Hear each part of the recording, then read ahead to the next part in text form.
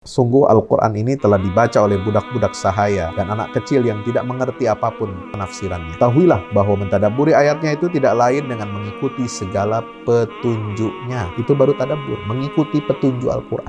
Itu tadabbur, ya. Bukan sekedar tafsir, bukan gaya-gaya, bukan hanya retorika, atau bukan hanya untuk membuat liyumaria bihi sufaha, membodoh-bodohi orang awam, tapi mengikuti segala petunjuk Al-Quran. Quran bilang A, kita A. Quran bilang B, kita B. Harus ikut. Itulah tadabbur. Jadi tadabbur, kata para ulama, tidak hanya sekedar menghafal huruf-hurufnya atau memelihara dari tindakan menyanyiakan batasannya. Kadang-kadang qori baca Quran, makharijul hurufnya Masya Allah, dijaga tajwidnya Masya Allah. Tapi kadang-kadang kita hanya sebatas itu saja. Nah, ini juga kurang baik, kurang sempurna. Kata ulama salaf, ada orang berkata, sungguh aku telah membaca seluruh Quran dan tidak ada satu huruf pun yang luput. Demi Allah, orang itu telah menggugurkan seluruh Al-Quran. Kenapa? Karena Quran itu tidak berbekas dan tidak terlihat pengaruhnya dalam kehidupan sehari-hari. Ya, jadi itulah sahabat-sahabat semua, teman-teman Al-Quran. Nah, ini yang menjadi latar belakang kenapa kami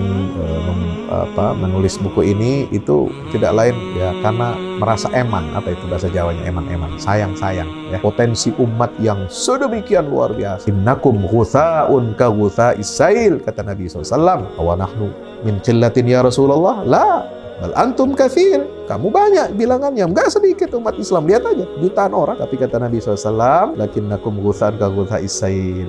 Apa penyebabnya? La yanzi'annallahu min qulubi aduwikumul mahabata minkum wa la yaqdhifanna fi qulubikumul wahan wa mal wahan hubbud dunya wa karahiyatul maut. Allah akan mencabut rasa takut dari musuh-musuh kamu, ya, sehingga mereka merajalela, mereka menista umat, mereka menginjak-injak harkat martabat umat. Mereka nggak takut lagi, dan Allah akan menanamkan ke dalam diri kalian al-wahan. Itulah yang menyebabkan kekalahan umat ini, ya, yaitu apa? Cinta dunia, takut mati.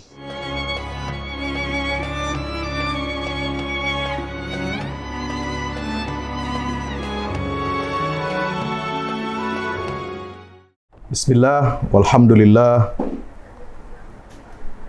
wal khairu wasyarru kulluhu biyadillah, la hawla wa la quwwata illa billah, subhanaka la ilma lana illa ma 'allamtana innaka antal alimul hakim, wa qur rabbi zidni ilma.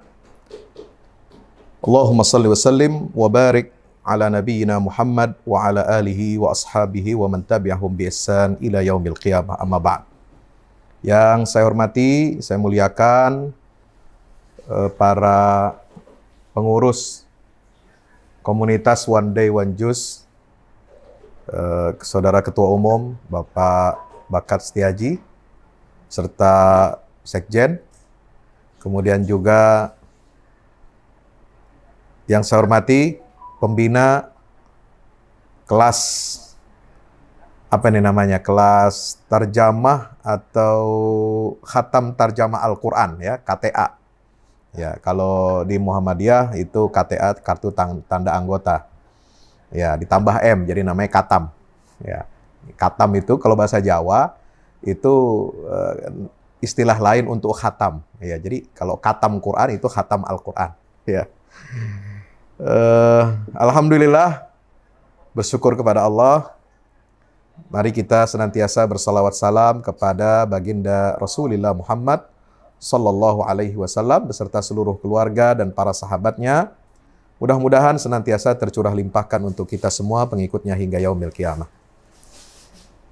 Para peserta dan hadirat yang dimuliakan Allah, bil khusus sahabat saya, akhi fillah, Dr. Derismono. Ya, di sini banyak para dakatirah, para doktor, para ahli, para aktivis. Ya, kalau saya belum doktor, tapi mohon didoakan mudah-mudahan tahun ini bisa segera selesai untuk ujian munaqasyahnya disertasi doktor. Malam hari ini saya sangat berbahagia karena sebelumnya ya Pak Ketua sudah mengunjungi, datang ke rumah kami beberapa hari yang lalu, ya, untuk memperkenalkan Ya, sebenarnya tidak perlu diperkenalkan. Saya sudah kenal lama komunitas One Day One Juice ini.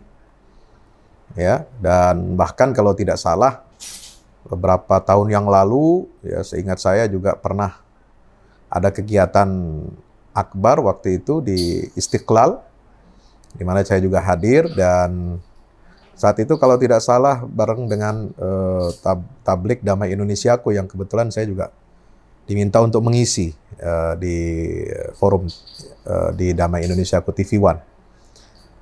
Alhamdulillah, ya bersama teman-teman jajaran pengurus komunitas One Day One Juice ini, saya mendapatkan banyak sekali pengalaman-pengalaman, kemudian bagaimana program-program dakwah Quran ini yang telah dilakukan selama kurang lebih berapa tahun ya? Ada 7 tahun atau 8 tahun ya. Dan ini masuki periode 13 tahun barangkali ya. Masuki periode pengurusan yang ketiga. Alhamdulillah. Disinilah saya bersyukur dapat berkenalan lebih dekat. Ya, kalau dulu hanya kenalan dari jauh, ya sekarang bisa berkenalan lebih dekat lagi. Apalagi banyak sahabat-sahabat kami, para pejuang-pejuang ya dakwah di tanah air ini yang juga banyak sekali terlibat dalam kegiatan komunitas ODOJ, ya, bukan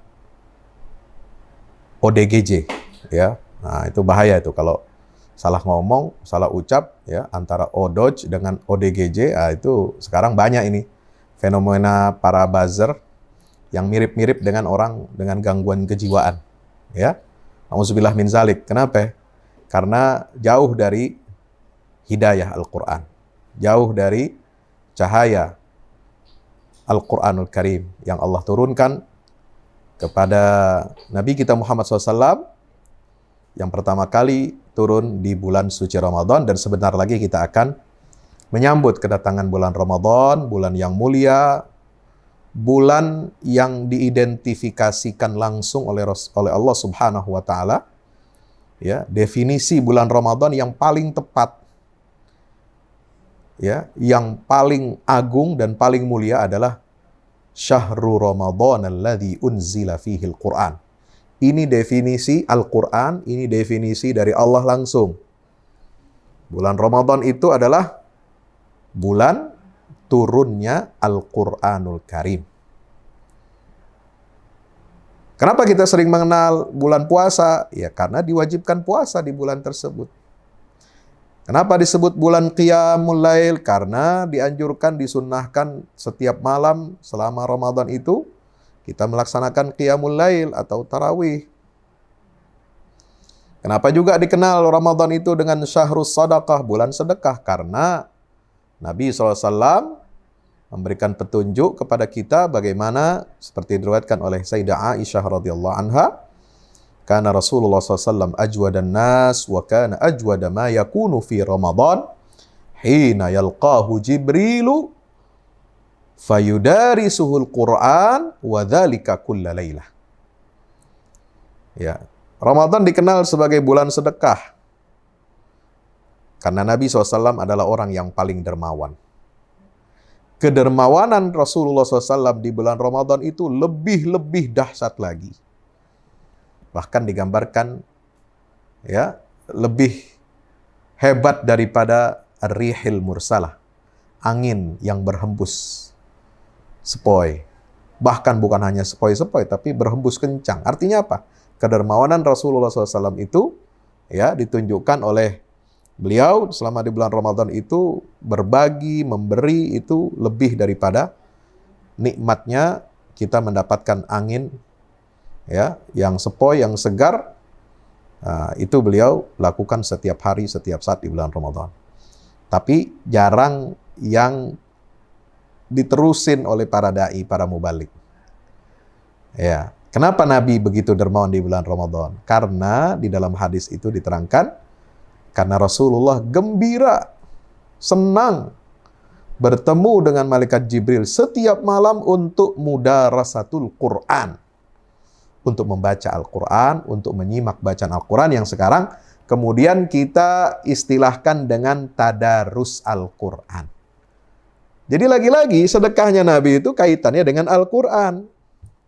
Kaitannya dengan fenomena setiap malam Jibril turun untuk mengoreksi, untuk mengecek ya keaslian Al-Quran, untuk meluruskan bacaan Al-Quran, untuk mendiktekan talqin. Ya, makanya dalam pembelajaran Al-Quran itu kita mengenal metode talqin. Ya, metode tartil. Karena Al-Quran tidak bisa dibaca sembarangan. Tidak bisa kita membaca Al-Quran sama dengan kita membaca koran. Ada kaidah membaca Al-Quran. Cara membaca Al-Quran. Hurufnya saja harus kita baca sesuai dengan tempat-tempat keluarnya yang disebut dengan makharijul huruf. Ada huruf yang nempelnya itu di lidah, lidahnya itu ada bagian ujung, ada bagian pinggir, ada bagian tengah, ada bagian yang masuk ke tenggorokan. Ada huruf yang nempel di bagian bibir, ada yang di bagian gigi. Coba bayangkan. Ada yang harus melalui apa? Tenggorokan, bahkan tekanan dari dalam di atas hati ya, ketika kita membaca apa? Qalqalah. Tabbat yada abi lahabi wa tab. Bukan sekedar watab. Enggak. Bukan watab mulut kita itu mengatup, tidak. Enggak boleh membaca. Itu tidak sempurna bacaan. Watab enggak. Dia harus watab. Jadi setelah dia mengatup lalu kemudian bibir itu terbuka lagi. Watab. Sama dengan qul a'udzu birabbil falaq. Falaq. Ya, robnya saja, cara membaca ro-nya saja itu sudah menunjukkan ada tafkhim, ada tarqiq dan lain sebagainya. Jadi cara baca Al-Quran ini sangat luar biasa. Ya, sangat diperhatikan. Dan itu dilakukan, itu siapa yang mengecek bacaan cara-cara seperti itu? Mulai dari apa? Bismillahirrahmanirrahim.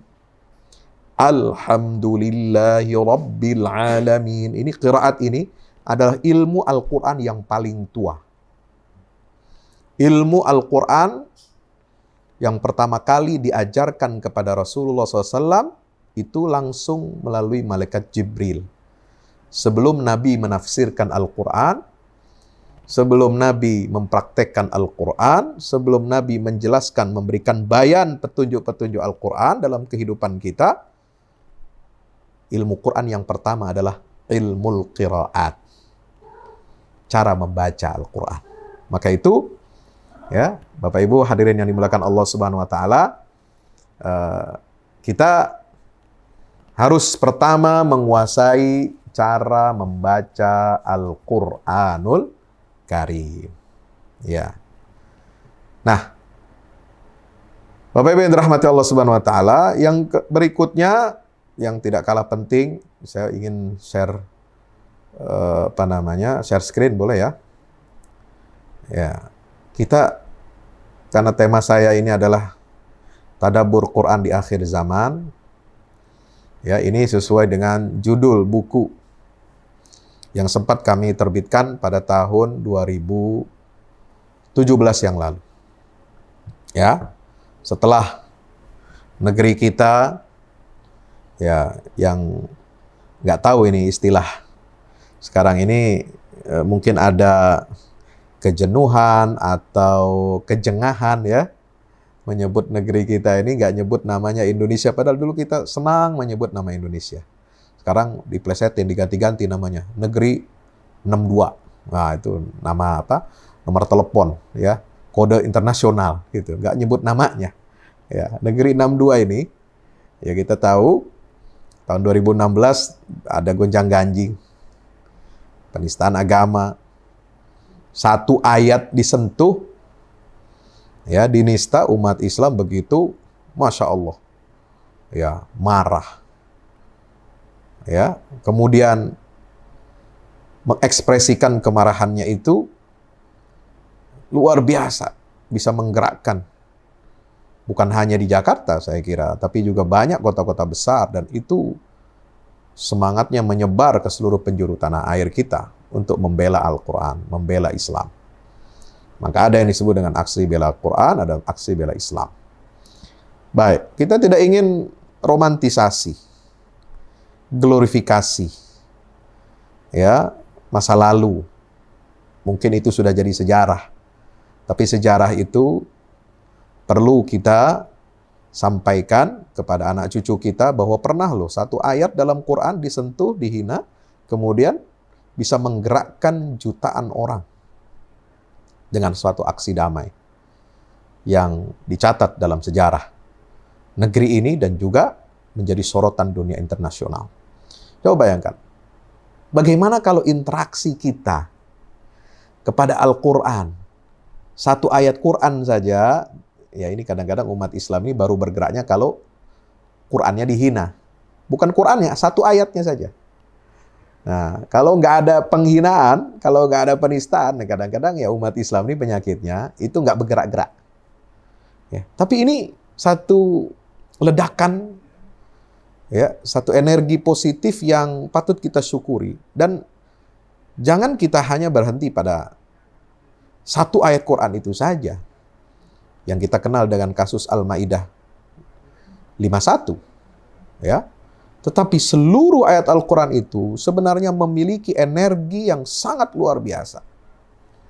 Ya, nah inilah yang kemudian memotivasi kami untuk, ya, menulis dan merangkum catatan-catatan tentang tadabbur ayat-ayat Al-Quran secara tematik, ya, yang pernah disampaikan dalam beberapa kanal televisi, ataupun ketika kami menyampaikan dakwah ketika perjalanan atau menjadi musafir dakwah di beberapa negara, yang dengan izin Allah Subhanahu wa taala, ya, hadirlah buku yang sebenarnya tidak terlalu tebal.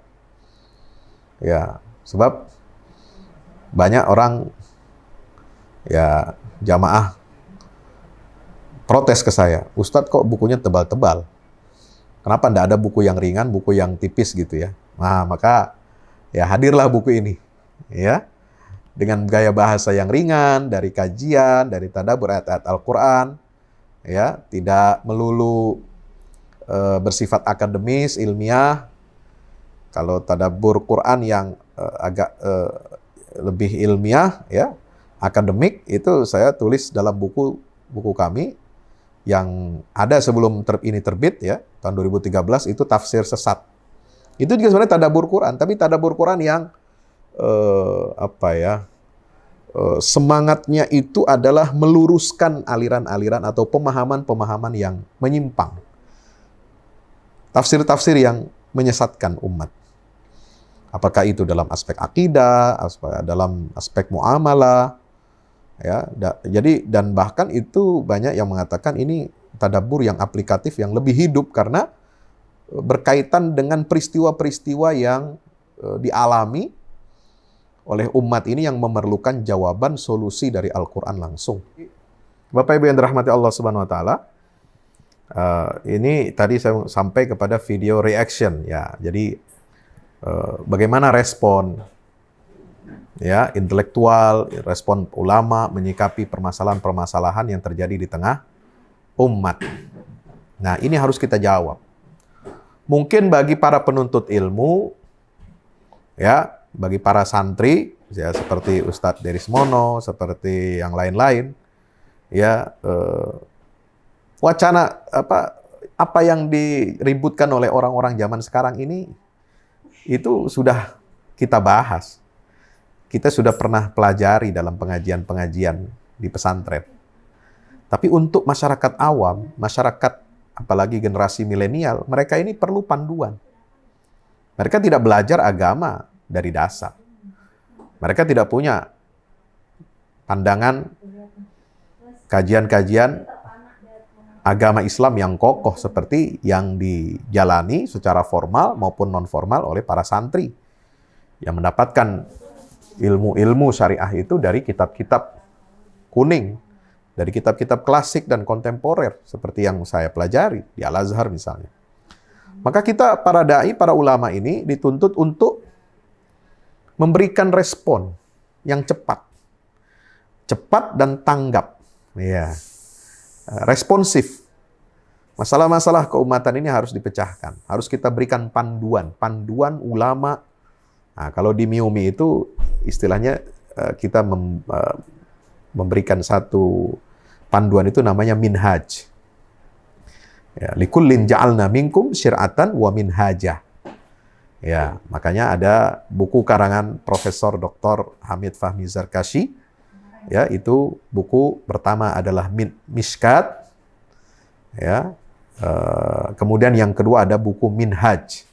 Bagaimana memandu Muslim agar dia menjadi seorang Muslim yang kafah tanpa menjadi liberal dan juga tidak menjadi radikal.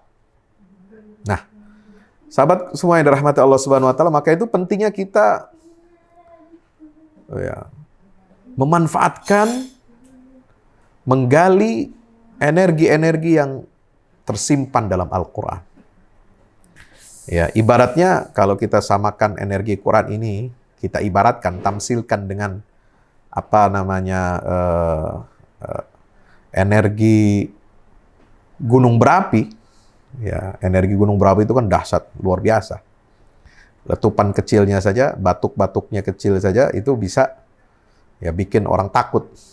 Maka seperti itu pula Al-Quran. Energi-energi Al-Quran, kalau ada letupannya, ada triggernya, ada yang menista, yang menghina Al-Quran, maka itu akan menciptakan gelombang umat yang dahsyat luar biasa. Ya, tapi kalau kita kelola semangat ghirah ini dengan benar, ya, kita akan bisa mendapatkan banyak hal yang positif untuk kemajuan Islam.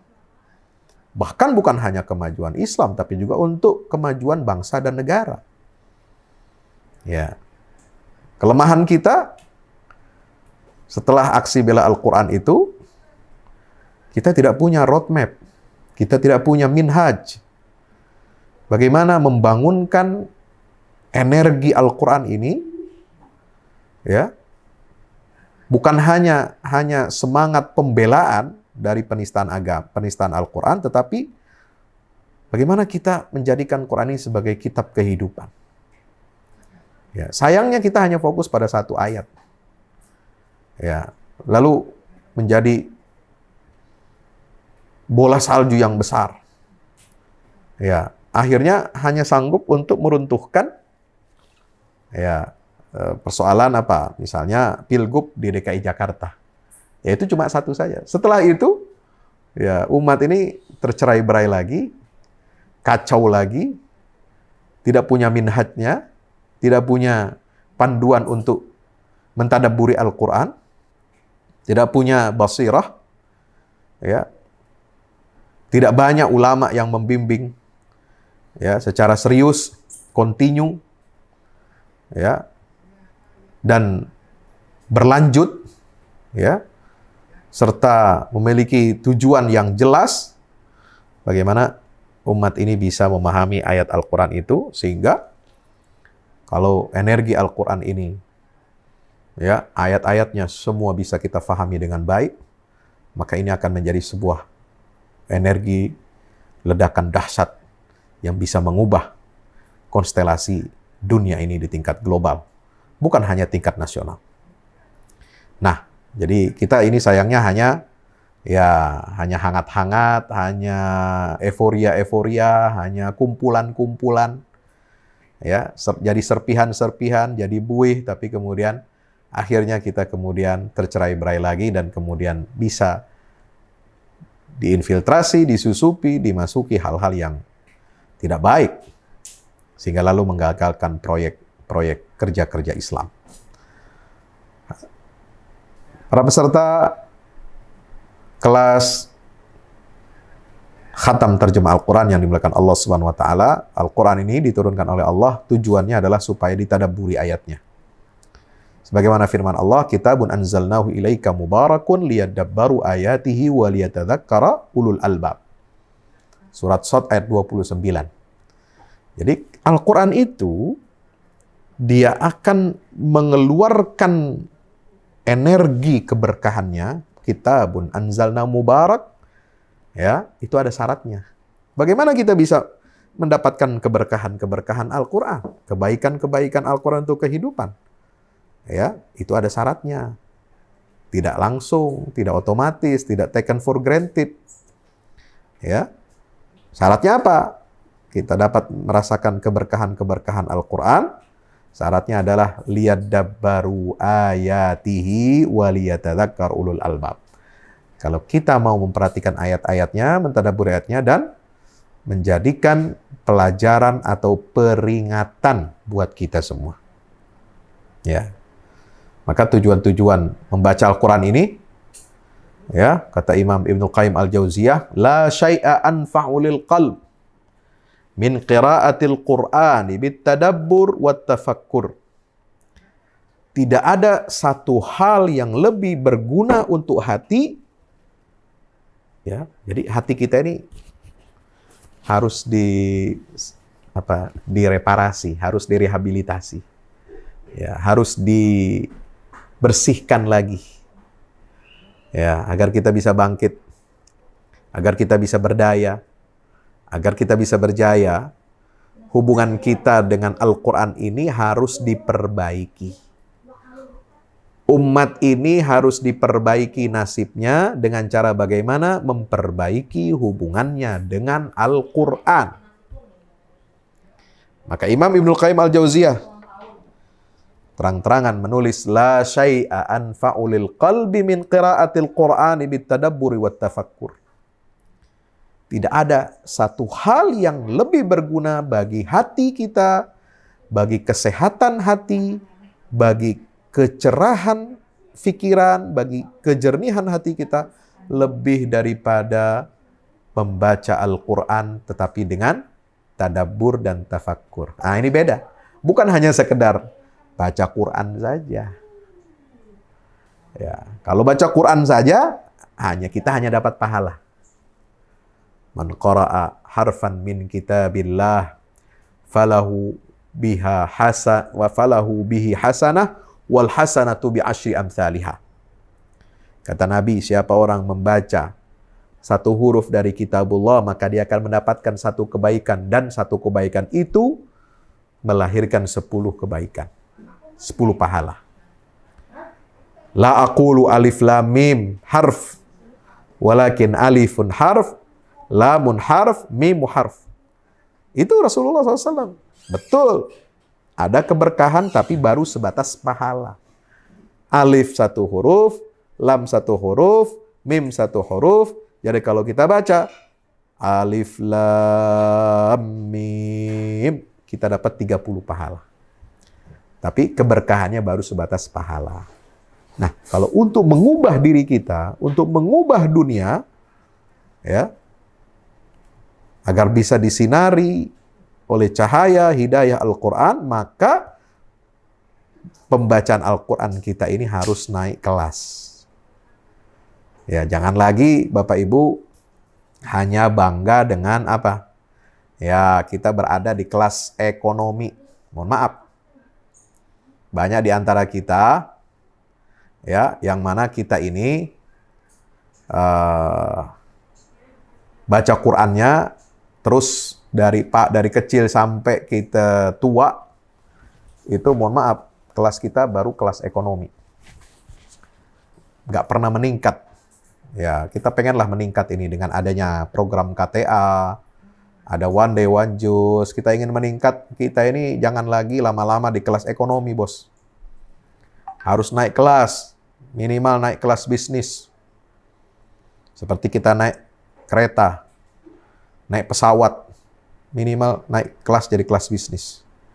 Lama-kelamaan, kalau makin mantap, sudah biasa masuk kelas bisnis, kita bisa naik kelas lagi, kelas eksekutif atau first class. Insya Allah. Nah, yang kelas bisnis dan kelas first class ini, itu bagaimana cara membaca Al-Qur'annya? Itu harus dengan tadabbur dan tafakkur.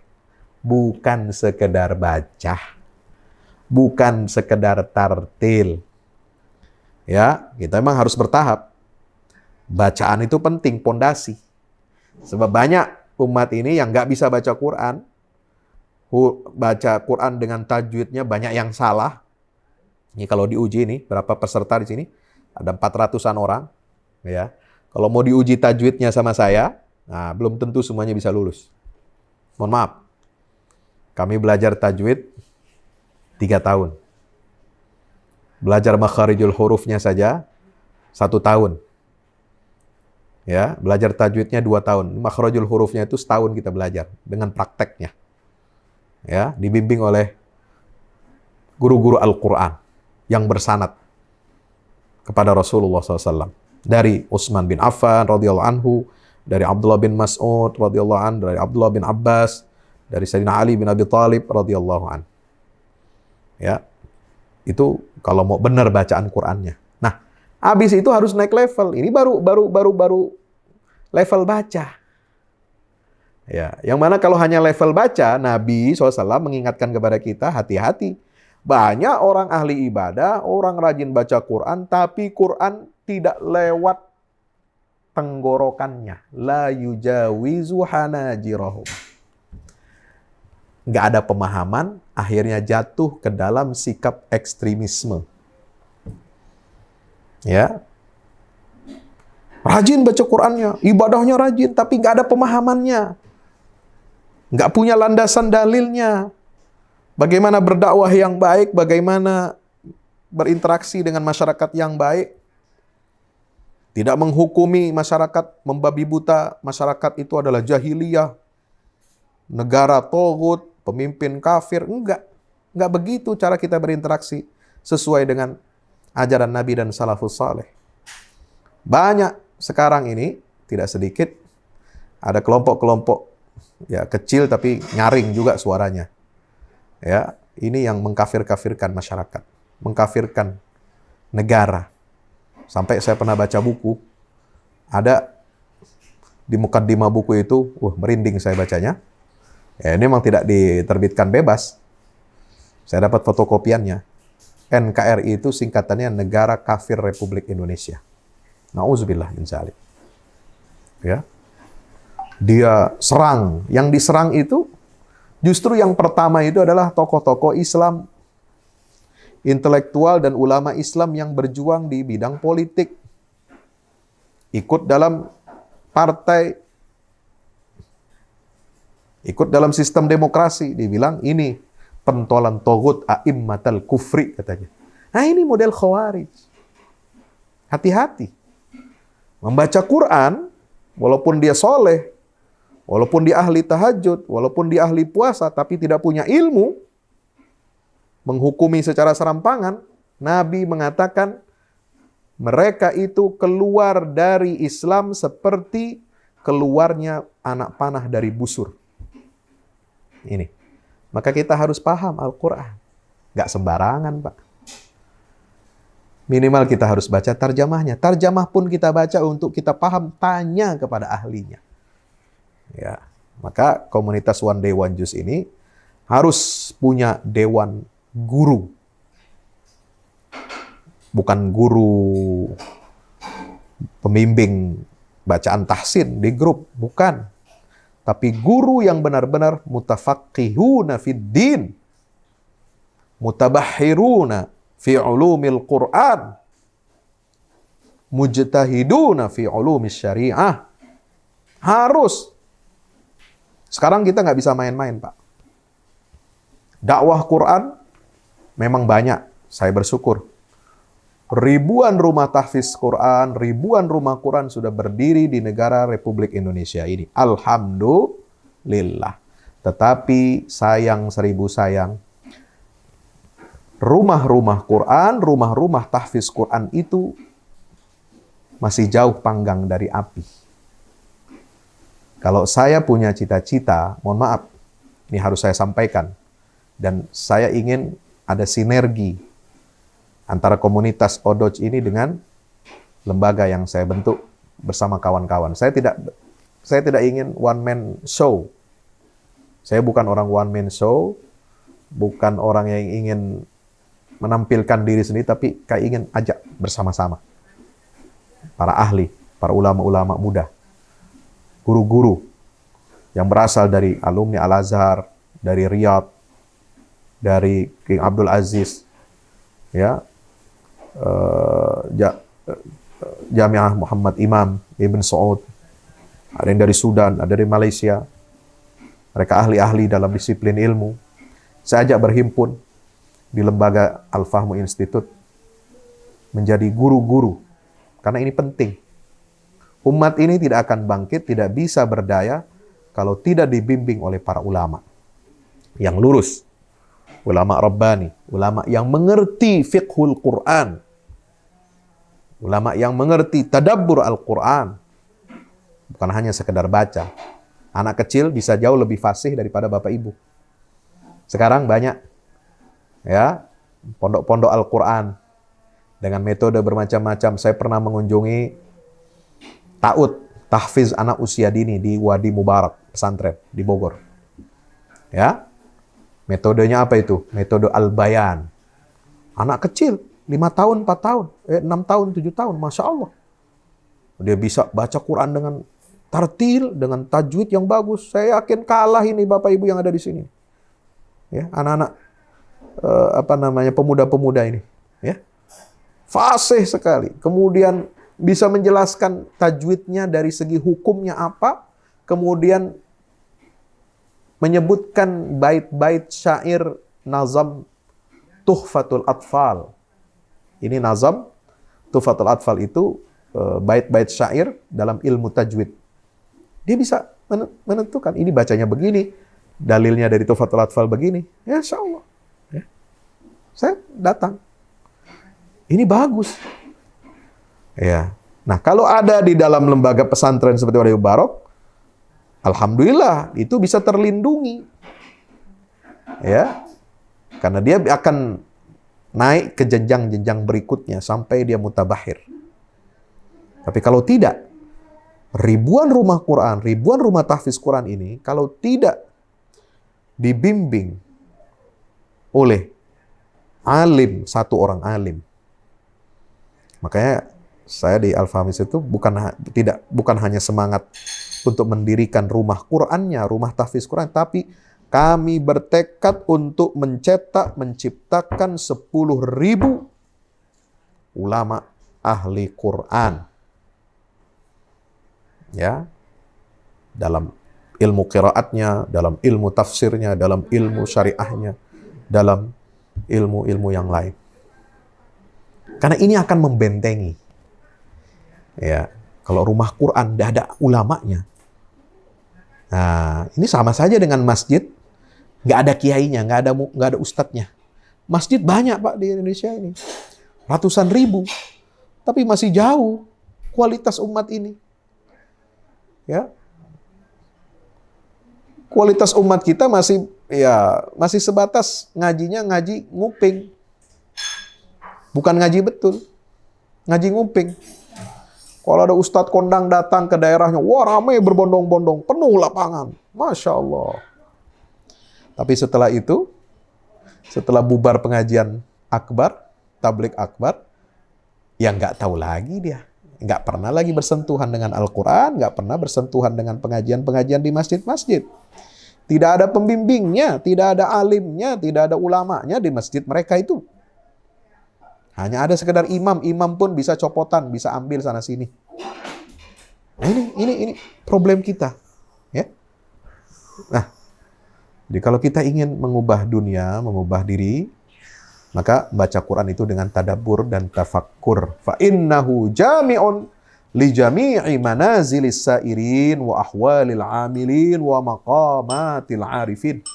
Kata Imam Ibnu Qayyim al-Jauziyah. Karena baca Quran dengan tadabbur inilah satu hal yang dapat menghimpun seluruh ya, maqamat, manazil, manzilah, dan ahwal daripada ulama-ulama yang arif, yang bijak bestari, yang mengenal Allah dengan baik. Ya. Jadi inti daripada kebersihan hati, kebersihan jiwa itu adalah membaca Quran dengan tadabbur. Bapak Ibu yang dirahmati Allah, siapa yang tidak mau berdagang dengan Allah? Berdagang dengan Allah itu pasti untung. Ya. Ya, berdagang dengan Allah itu pasti untung, tidak akan buntung. Dan orang-orang yang berdagang dengan Allah itu siapa? Disebutkan dalam Al-Quran, diantaranya ya, itu adalah orang-orang yang senantiasa mentadabburi Al-Quran. Ulaika yarjuna tijaratan lan tabur. Ya, itu ayatnya. Ya, orang-orang yang beriman, orang-orang yang dekat dengan Quran, ya, orang-orang yang senantiasa mendirikan sholat, mendirikan zakat, itu mereka orang-orang yang senantiasa mengharapkan perdagangan yang tidak akan rugi. Jadi membaca Quran dengan tadabbur adalah perdagangan dengan Allah.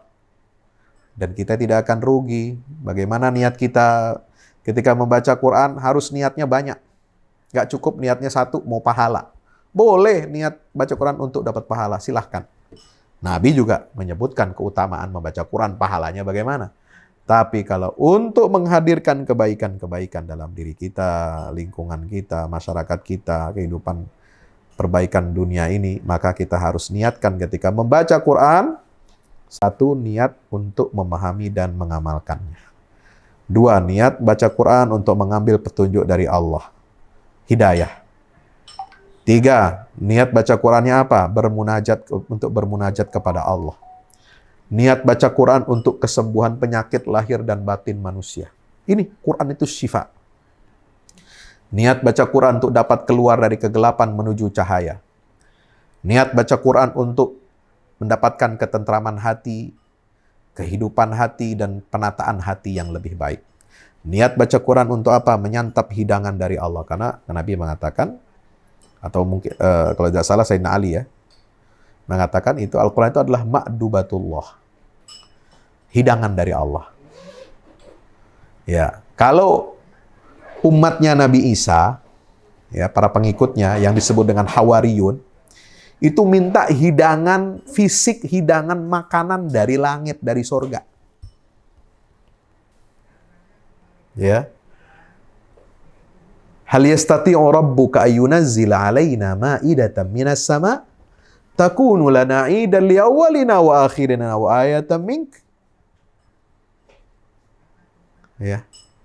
Walitatma'inna qulubuna wa na'lama an qad sadaqtana wa nakuna 'alaiha minas syahidin.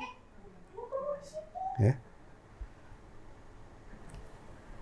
Pengikut setia Nabi Isa yang muridnya itu yang katanya jumlahnya 12 orang, Hawari, itu minta hidangan sebagai bukti mukjizatnya Nabi Isa, itu minta hidangan fisik dari langit.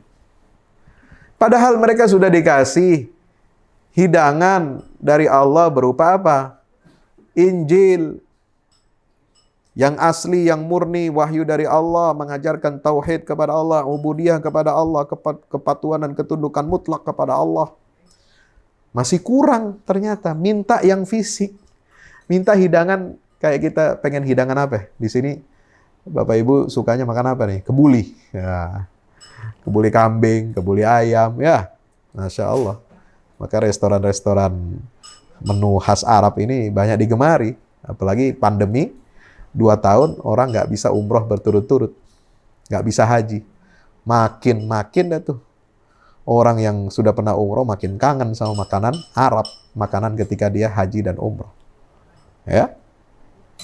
Nggak cukup apa? Hidangan berupa wahyu dari Allah kepada Nabi Isa. Nah, umat Islam tidak begitu. Umat Islam tidak minta hidangan dari langit, dari Allah, berupa makanan, berupa buah-buahan. Tapi kita, Allah sudah memberikan kepada kita hidangan yang jauh lebih istimewa. Hidangan itu adalah Al-Quranul Karim yang diturunkan di bulan suci Ramadan. Ya, ini. Jadi niat baca Quran ini harus begini. Niat untuk berzikir kepada Allah, niat untuk menambah keyakinan dan iman kepada Allah, niat untuk mentaati perintah Allah dengan bacaan tartil. Warattilil Qur'ana tartila. Niat untuk meraih pahala. Oke, tiap satu huruf satu kebaikan digandakan 10 kali kebaikan. Niat untuk mendapatkan syafaat dari Al-Quran. Iqra'ul Qur'an fa innahu ya'ti yaumal qiyamati syafi'an li ashabi, kata Nabi SAW. Bacalah Quran, karena nanti Al-Quran itu di hari kiamat dia akan datang memberikan syafaat pertolongan pada hari kiamat. Niat kita baca Quran untuk melaksanakan wasiat Nabi Muhammad SAW. Kenapa? Nabi meninggalkan Al-Quran ini untuk keselamatan kita, sebagai pedoman hidup kita. Niat untuk terangkat derajatnya oleh Allah, sehingga umat pun menjadi terhormat. Ini harus niat nih ketika baca Quran. Masya Allah, jadi baca Quran itu Pak, niatnya banyak. Semakin banyak niat ketika kita baca Quran, semakin besar pahala kita dari Allah. Semakin besar potensi keberkahan Al-Quran itu turun kepada diri kita. Semakin besar ya hidayah Allah akan dibuka, akan diturunkan kepada hati Bapak Ibu, para peserta kelas khatam terjemah Al-Quran ini. Ketika kita baca Quran, baca terjemahannya, sebelumnya niat seperti ini. Loh kok banyak amat Ustadz niatnya, kelamaan. Loh memang begitu salafus soleh. Sehingga apa? Pemahaman mereka itu jadi terbuka, jadi tercerahkan.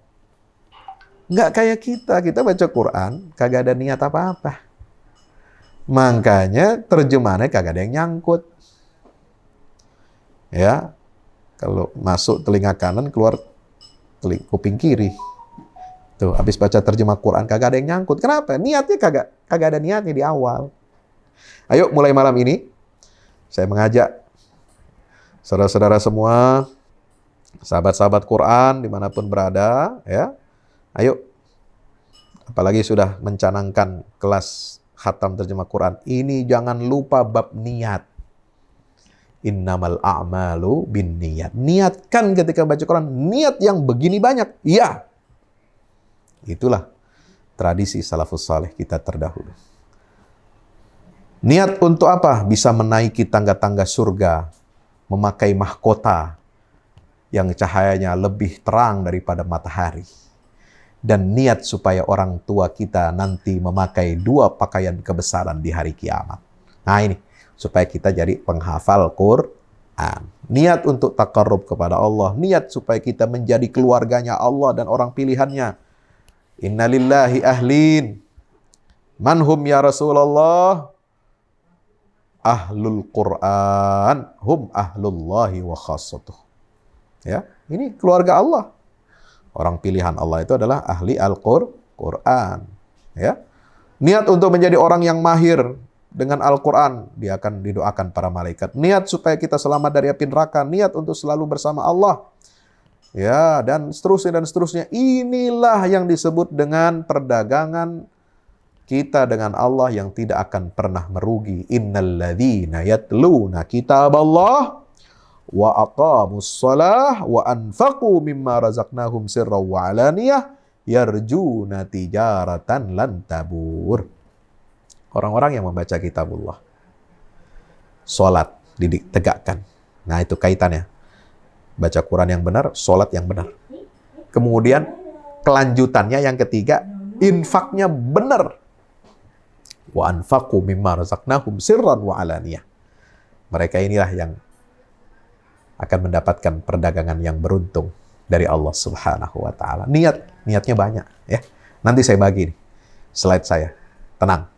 Saya kasih ke panitia, kepada host nanti insya Allah ya, supaya bisa dibaca oleh teman-teman semua bagaimana pasang niat ketika mau memulai kelas khatam terjemah Al-Quran, terutama kita akan masuki bulan suci Ramadan. Insya Allah. Niatnya banyak. Semakin banyak niat, semakin banyak pahalanya.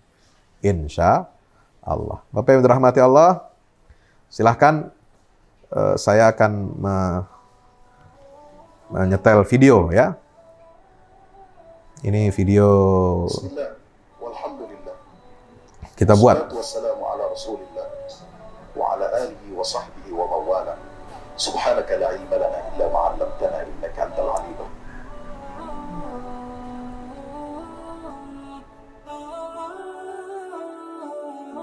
Bismillah, walhamdulillah, wassalatu wassalamu ala rasulillah, wa ala alihi wa sahbihi wa mawala. Subhanaka la ilma lana illa ma'allamtana innaka antal alimul hakim. Saudara yang dirahmati oleh Allah subhanahu wa ta'ala, kalau kita ingin memperbaiki diri kita, memperbaiki keluarga kita, anak-anak kita, ya, bahkan ingin memperbaiki kualitas rezeki kita, ingin perbaiki jabatan kita, ingin memperbaiki karir kita, ingin memperbaiki kondisi umat ini secara keseluruhan, maka saudara harus coba terapi Al-Quran. Masukkan semua apa yang saudara ingin perbaiki ke dalam taman-taman Al-Quran. Jadikan semua itu menjadi dekat dengan Al-Quran. Jadilah sahibul Quran. Jadilah orang yang benar-benar mencintai Al-Quran. Jika saudara menghadapi problematika kehidupan sempit, terasa sulit, terasa susah di hadapan kita dunia ini, maka cobalah membaca lembaran-lembaran Al-Quran. Jadikan lembaran-lembaran Al-Quran itu yang kita baca menjadi zikir kita, menjadi wirid kita. Insya Allah saudara akan membuktikan sendiri bahwa hari-hari berikutnya saudara akan mendapatkan kelimpahan ilmu pengetahuan, kelimpahan pemahaman, kelimpahan rizki dari Allah subhanahu wa ta'ala, dari jalan yang tidak kita duga-duga.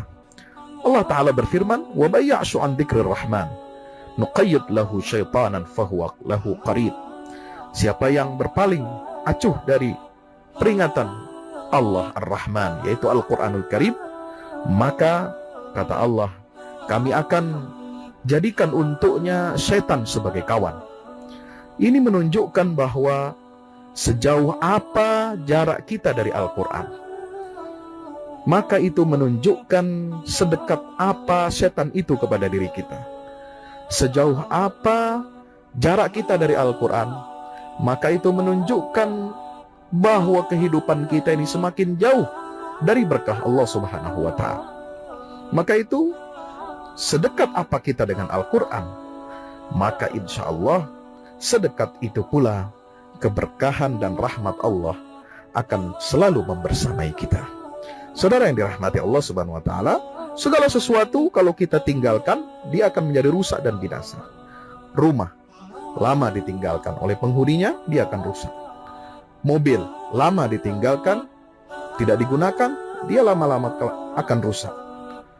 Perhiasan, makanan, pakaian lama tidak digunakan, selalu kita tinggalkan, maka dia pasti akan rusak. Kecuali saudara, Al-Quran.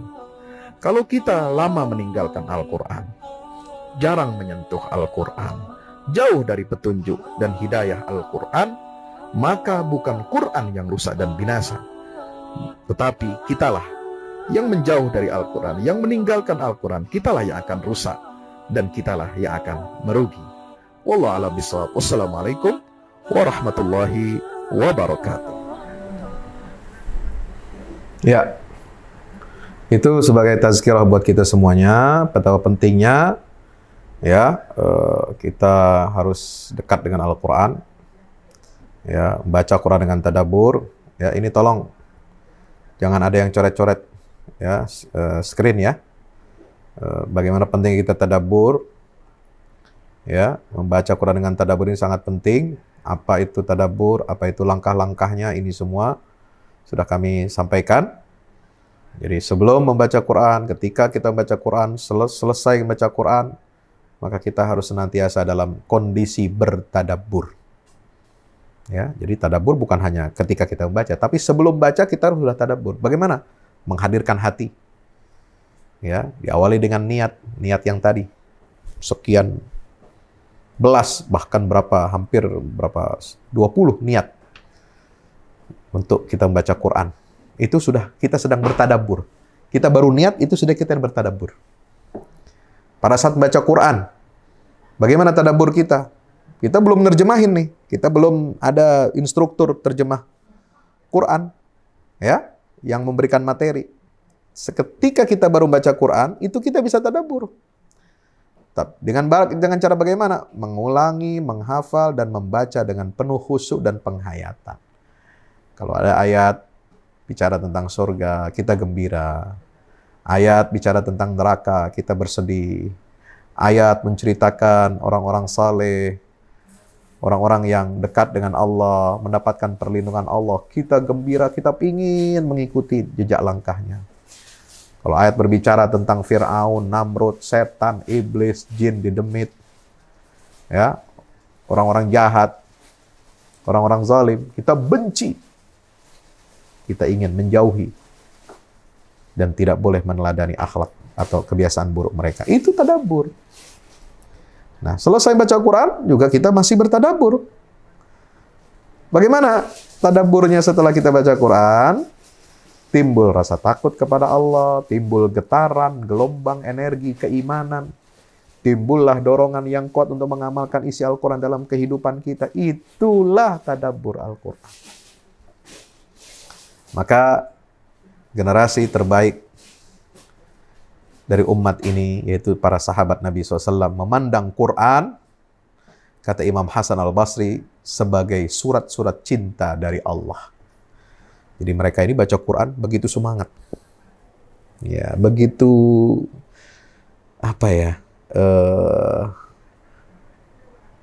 senang, begitu tergugah, seperti seorang kekasih membaca surat cinta. Ini surat cinta dari Allah, pemilik seluruh alam semesta. Kita baca dengan baik. Itu surat ditujukan untuk kita, bukan hanya untuk Nabi Muhammad SAW, bukan hanya untuk sahabat Rasulullah, tapi buat kita sampai generasi Islam sampai di akhir zaman. Itu surat cinta dari Allah ditujukan kepada kita. Mereka tadabburi di malam hari dan di siang hari mereka mengamalkannya. Ya. Kata dikutip lagi oleh Imam Ibnu Mubarak dan Abdul Razak, kata para ulama, sungguh Al-Quran ini telah dibaca oleh budak-budak sahaya dan anak kecil yang tidak mengerti apapun penafsirannya. Ya, ketahuilah bahwa mentadabburi ayatnya itu tidak lain dengan mengikuti segala petunjuknya.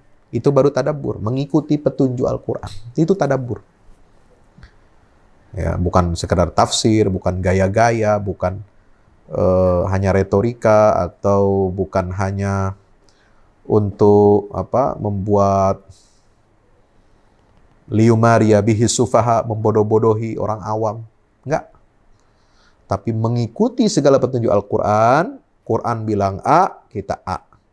Quran bilang B, kita B. Quran bilang ini hitam, hitam. Quran bilang ini putih, putih. Quran bilang baik, ini baik. Harus ikut. Itulah tadabbur. Jadi tadabbur, kata para ulama, tidak hanya sekedar menghafal huruf-hurufnya, atau memelihara dari tindakan menyia-nyiakan batasannya. Kadang-kadang qori baca Quran, makharijul hurufnya, Masya Allah, dijaga. Tajwidnya, Masya Allah. Irama, lantunan, langgam Qurannya, Masya Allah, luar biasa. Ada lomba-lomba tilawatil Quran di mana-mana. Subhanallah. Tapi kadang-kadang kita hanya sebatas itu saja. Nah, ini juga kurang baik, kurang sempurna.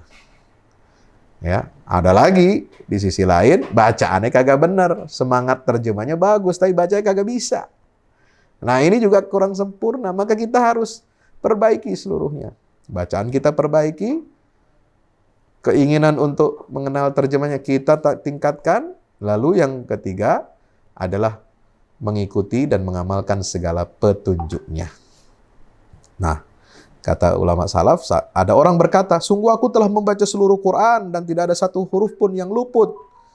Demi Allah, orang itu telah menggugurkan seluruh Al-Quran.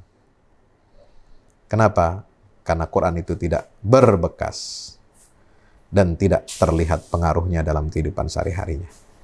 Ya, jadi itulah sahabat-sahabat semua, teman-teman Al-Quran. Nah, ini yang menjadi latar belakang kenapa kami menulis buku ini. Itu tidak lain ya karena merasa eman. Apa itu bahasa Jawanya? Eman-eman, sayang-sayang ya.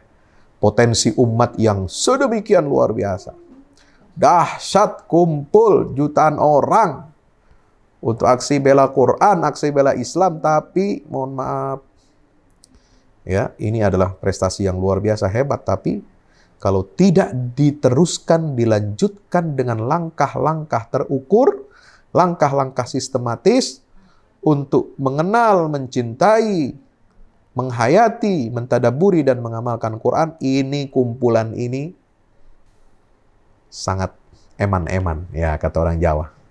Sangat disayangkan. Udah banyak jatuh korbannya. Udah banyak ulama kita, aktivis kita, ya, ditahan, mendapatkan tuduhan-tuduhan. Itu kan korban. Sayang kalau ini memakan korban, tapi kita tidak bangkit dengan Al-Quran. Kita tidak menjadi lebih baik dengan Al-Quran. Kita hanya menjadi kumpulan-kumpulan yang hanya diserupakan oleh Rasulullah SAW sebagai buih di tengah lautan. Ya, innakum ghutha'un ka ghutha'is sail, kata Nabi SAW.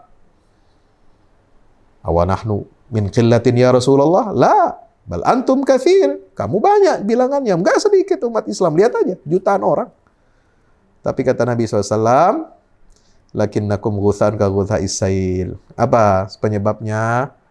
La yanzi'annallahu min qulubi aduwikumul mahabata minkum wa la yaqdhifanna fi qulubikumul wahan.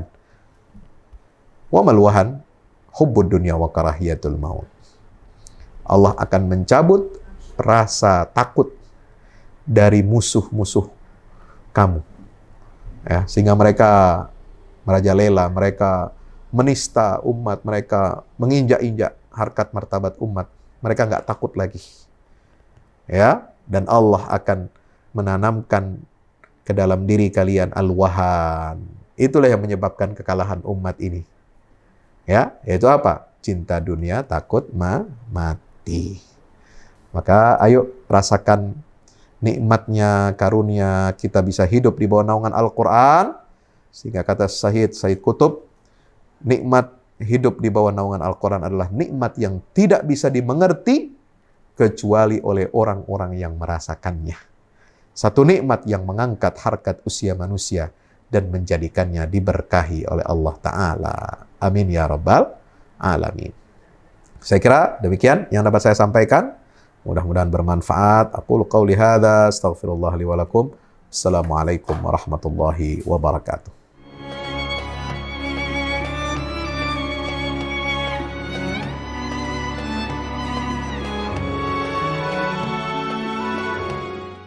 Assalamualaikum warahmatullahi wabarakatuh. Alhamdulillah kita udah selesai pengecoran rooftop ya. Itu apa? Tangga buat ke bawah. Yang ini di atas buat toren 2 biji.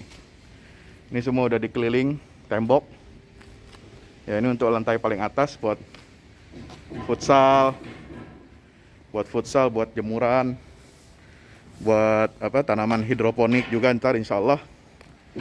Ya, terus support ya teman-teman. Alhamdulillah terus selesai pengecorannya semuanya. Ya, ini progres kita terbaru. Dan jadi buat olahraga, buat utilities ya, multiguna. Nah, kita turun sini semua. Ini lantai 3. Ini untuk asrama. Ya, untuk kamar-kamar. Untuk kamar-kamar dan nah, di situ musola. Nanti di situ musola, ya. Ini kamar-kamar dan musola buat santri-santri tahfiz kita, insya Allah.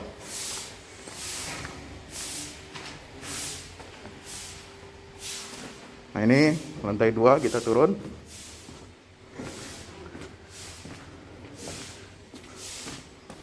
Ini untuk kelas-kelas, ya. Kelas-kelas tahfidz, kelas-kelas tadabbur. Insya Allah. Mau udah jadi. Alhamdulillah. bukan dukungan antum semua. Nah, tinggal ke bawah, di sini buat aula. Aula semua di sini ya. Mohon doanya terus. Mudah-mudahan berkah. Mudah-mudahan cepat jadi finishing. Kira-kira finishingnya ini butuh 1,5 M lagi. Ya. Mudah-mudahan. Al-Fatihah. Al-Fahmu Institute mempersembahkan serangkaian buku karya Ustadz Fahmi Salim LCMA. Buku pesan-pesan tauhid untuk negeri di masa pandemi. Buku mutiara ilmu-ilmu Al-Quran. Ada diskon 20% untuk buku tafsir sesat 58 esai kritis wacana Islam di Indonesia dan buku kritik terhadap studi Al-Quran kaum liberal.